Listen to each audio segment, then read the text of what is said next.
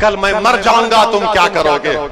मुझे मरना तो है, जिंदगी का ये सबसे बड़ी हकीकत तो मौत है, मर उसके बाद तुम क्या करोगे? कसीदे पढ़ोगे? नहीं, एक था बोलने वाला, आपको नेता बनना, आपके दरमियान से एक नेता उठेगा, कोई बोलेगा सलाहुद्दीन कहां से आएगा? सलाहुद्दीन तुम्हारे दरमियान से आएगा। सलाहुद्दीन आसमान से नहीं आएगा, सलाहुद्दीन तुम्हारे दरमियान से आएगा।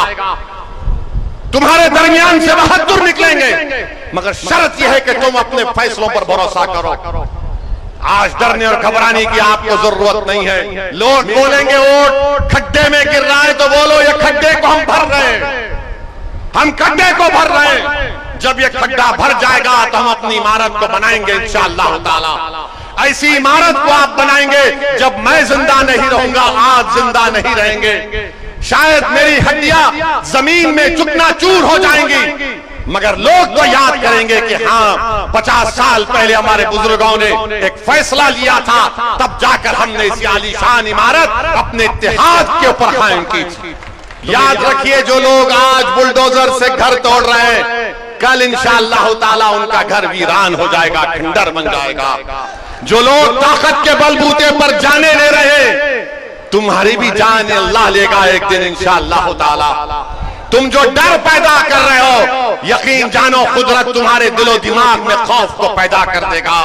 मेरे अजीज दोस्तों और बुजुर्गों, हिम्मत और हौसले को बरकरार रखिए। अंधेरे को चीर कर नूर आएगा। अगर तुम हो फिरौन तो मूसा भी आएगा इंशाअल्लाह। माफ करना, मैं आपको एक बात कहने जा रहा हूं, मुझे माफ कर दीजिए। गलती हमारी है इसमें, गलती इनकी होगी, मगर हम भी मुजरिम हैं इसमें, क्योंकि हम इस बात को तय कर चुके हैं कि हम जीत नहीं सकते। अरे तुम जीत नहीं सकते, तुम कैसे बोलोगे ये?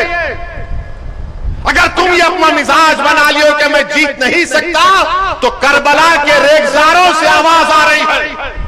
वो दजल्ला का किनारा जो अहले बैत के खून से लाल हुआ, वो तुमसे पुकार कर कह रहा है, खबरदार, हम अल्लाह के ऊपर भरोसा करने वाले हैं, हम तादाद पर भरोसा नहीं करने वाले।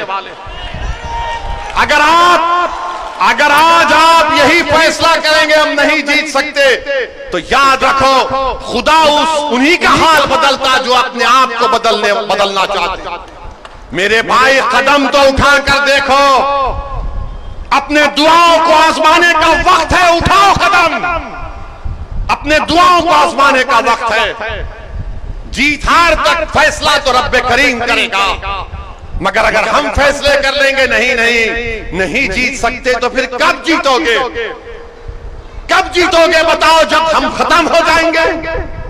हमारे दादा ने इनका साथ दिया, हमारे बाप ने इनका साथ दिया, अब हम अपने नौजवानों की जवानी उन पर कुर्बान कर रहे हैं। आज आपको कल के लिए आज से तैयारी करना। टेक्सास सिविल कोड उत्तराखंड में नाफिज किया बीजेपी ने। वहां पर एक मुसलमान अपनी शादी निकाह से नहीं कर सकता, बल्कि स्पेशल मैरिज एक्ट में करना पड़ेगा। एक मुसलमान का निकाह काजी के तहत नहीं होगा, गवाह नहीं होंगे और दुल्हन को मेहर नहीं दिया जा सकता। ये Texas civil code Modi Bharat में लाना चाहते। आप अपने दिल पर हाथ रखकर सोचो, अगर कल यह कानून खुदा ना खास्ता भारत की लोकसभा में आएगा, तो क्या अखिलेश यादव, राहुल गांधी उस बिल को फाड़ेंगे? असदुद्दीन ओवैसी उस बिल को फाड़ेगा?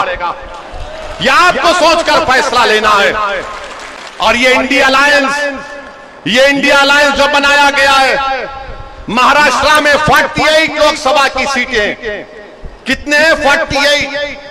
एक भी मुसलमान को टिकट नहीं दिया गया। ये कांग्रेस के मुस्लिम नेता मुझे फोन करके कहे कि ओवैसी साहब, महाराष्ट्र में 1 करोड़ 15 लाख मुसलमान है, एक टिकट नहीं दिए। मैंने कहा मुझे क्यों सुना रहे हो? बोले नहीं, हम अपना दिल का गम हल्का कर रहे हैं आपको फोन करके। मैंने कहा मुझसे बात करके गम हल्का नहीं होता, तुम गुलामी की जंजीरें तोड़कर मेरे साथ खड़े हो जाओ, तुम्हारा गम दूर हो जाएगा। एक को भी नहीं दिए। और एक हमारा एमपी औरंगाबाद का इम्तियाज जलील के खिलाफ आपने उम्मीदवार खड़ा कर दिया। और बोलते हैं ओवैसी वोट काटने आया है, मेरे खिलाफ आपने वो कैंडिडेट खड़ा कर दिया। मैंने कहा कोई बात नहीं, मैंने तो हैदराबाद में कई मर्तबा कहा अगर दम है तो मोदी अमित शाह आकर मुझसे हैदराबाद में मुकाबला करके दिखाओ। मेरे भाई आप देखते हैं कि महाराष्ट्र में एक नहीं, बिहार चले जाइए, बिहार में 22 यादवों को टिकट दिया तेजस्वी यादव ने। 14% यादव है, 17% मुसलमान है और 2 मुसलमानों को टिकट दिया और गाली मुझे देते हैं। उनके 2 बेटे विधायक, एक डिप्टी चीफ मिनिस्टर रह चुका है, पत्नी मुख्यमंत्री, लालू मुख्यमंत्री 15 साल तक। मैं मुझ पर गुनाह, मुझ पर गाली दी जाती है। हम फुलवारी में थे, पाटलिपुत्रा में हमने अपना कैंडिडेट उतारा और मैंने कहा था पाटलिपुत्रा में देखना लालू घर से निकलेगा कल। लोग बोले कैसे? मला देख लेना तुम, मेरे आज की सभा और भाषण के बाद कल तुम लालू को देखोगे कि 20-22 साल के बाद लालू पटना में दफ्तरे इमारत शरिया को पहुंच गए सर पे टोपी पहनकर। यह असर है आपका। अगर आप मुत्तहिद हो जाएंगे तो सब होगा मेरे भाई, मरना फिर आपको डराया जाएगा। आज मोदी है, कल कोई और होगा। बताओ कब तक डर डर के जिंदगी गुजारेंगे आप?